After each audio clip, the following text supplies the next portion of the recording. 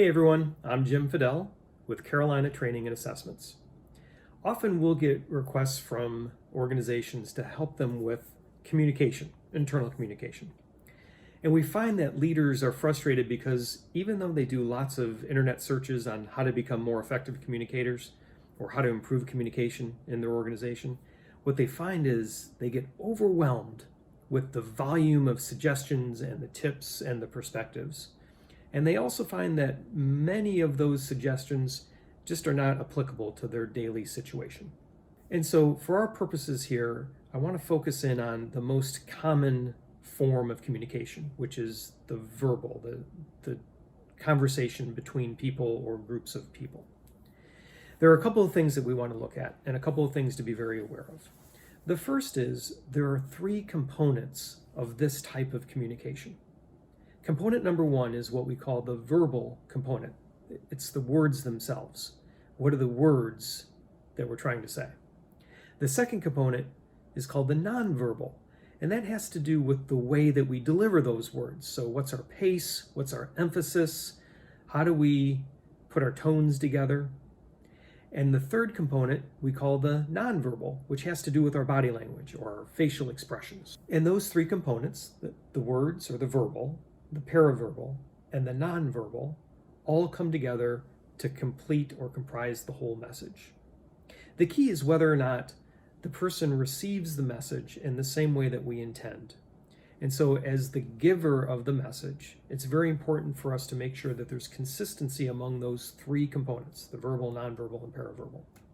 Now, most research will tell you that the verbal, the words, comprise less than 10% of the message, while the paraverbal and the nonverbal comprise more than 90%.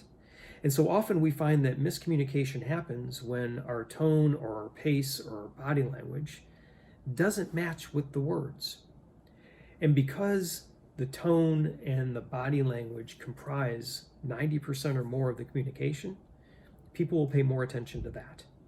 And so one of the things we need to be careful of is to make sure that our body language, our tone, and our words are all aligned in saying the same message so that people have the best opportunity to receive it. The second dynamic that I want to talk about is something that I'm going to refer to as our lens on the world. And it has to do with our style of communication or our personality. You see, each of us has a certain set of priorities and preferences and ways that we approach situations and events and people. And because each of us will have different priorities and preferences, two people can see the exact same situation from very, very different perspectives. Now, the framework behind this is really well described by the John Wiley & Sons Everything Disc platform. It describes four basic styles, D, I, S, and C. And so, for example, the D style will tend to approach situations from how do we take quick action? How do we achieve results, or what are the results that we need to go get? And how do we challenge the status quo? How do we challenge what things are in front of us? Conversely, the S style or steadiness style approaches things from the perspective of how are we going to do this? How do we plan the process out? How do we get resources and help? How do we impact people? How do I fit into this whole project or this whole goal that we're trying to reach? And so a D and an S style, for example, can look at the exact same project, the exact same situation, and the D style wants to move quickly, wants to take quick action, go get the result, while the S style wants to take a more cautious pace, plan out the process, plan the way that we're going to get there. And those two differences in perspectives can be the source of lots of conflict and lots of miscommunication in the workplace. What's important for us to understand is that neither of these perspectives is right or wrong. It's just whether or not we're using each of those perspectives to make the best decision for our organization. And so the second takeaway from this is we need to be very mindful of our own lens on the world and how we like to approach things, and recognize other people's lenses on the world and how they like to approach things.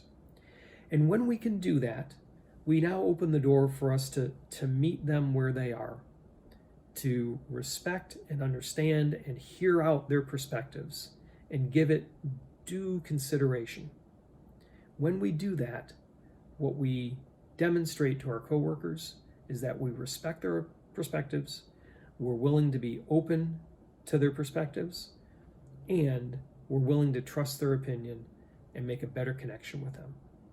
So, 2 takeaways when it comes to communication.